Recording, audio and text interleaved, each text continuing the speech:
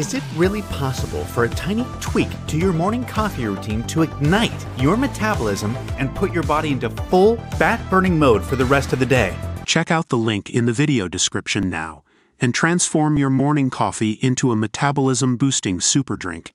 Donald Trump is determined to avoid jail, but if he does get handed a prison sentence after his conviction on 34 felony counts in New York last week, the former president's inner circle is certain he will lay the blame squarely at the judge's feet, sources familiar with the matter said. The precise way Trump might blame the judge, Juan, remains unclear because Trump has been avoidant of the issue and the matter was not resolved when he huddled with his top advisors at a Trump Tower meeting immediately after the verdict on Thursday, the sources said. But Trump is likely to double down on his attacks against Merchan, directing his supporters at rallies and in Truth Social posts to take up their grievances with the judge, one of the sources added. The consequences of Trump's likely rhetoric are difficult to predict.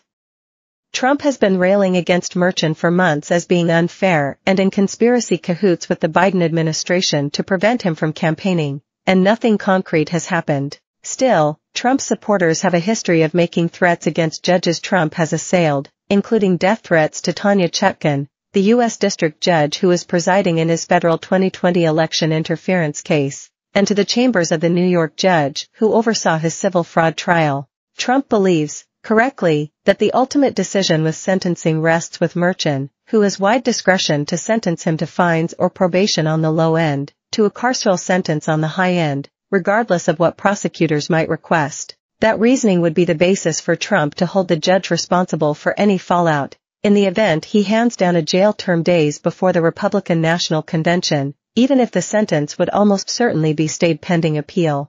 Trump has already spent weeks railing against Merchan, taking advantage of the fact that the judge himself is not protected by the gag order. Both before and during the trial, Trump slammed the judge's rulings as unfair and biased, and falsely suggested he was trying to stop him campaigning. Just one day after the trial, Trump appeared to open a new front against Merchan in freewheeling remarks at a news conference at Trump Tower, where he suggested Merchan looked like an angel, but was really the devil. If a jail sentence does come, one of the sources said, they expected Trump to lash out in anger. But Trump has also been careful to not explicitly threaten or make foreboding warnings against Merchan to stave off prison. On Fox News Sunday, Trump said the public would not stand for him being sent to prison. I'm not sure the public would stand for it. I think it would be tough for the public to take. At some point, there's a breaking point, he said, though the campaign was quick to clarify he was talking about the election. To some degree, Trump has managed to put Merchan exactly where he wants him. Sign up to the stakes, U.S. Election Edition. The Guardian guides you through the chaos of a hugely consequential presidential election. After newsletter promotion, Trump was in effect found guilty of using an unlawful hush money scheme to influence the outcome of the 2016 election, which means if Merchan sentences him to anything less than jail, it could spark backlash that it did not encapsulate the gravity of Trump's criminal conduct. But if Merchan does actually sentence Trump to jail, the judge would be thrust forward by Trump as responsible for any fallout and any unrest from his supporters who have a history of engaging in political violence merely on the former president airing grievances. At sentencing, Merchan will have the additional decision of whether to punish Trump not just for the conviction, but also his clear lack of remorse and his repeated violations of the gag order, which would be reflected in Trump's pre-sentencing report. In New York, defendants convicted of felonies or serious misdemeanors are required to meet with a probation officer, who conducts a lengthy investigation and compiles a pre-sentencing report that the judge uses to determine what sentence to issue.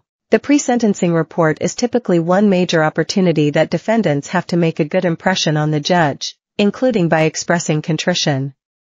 Trump has suggested none of that since his conviction, including by attacking the verdict the very next day.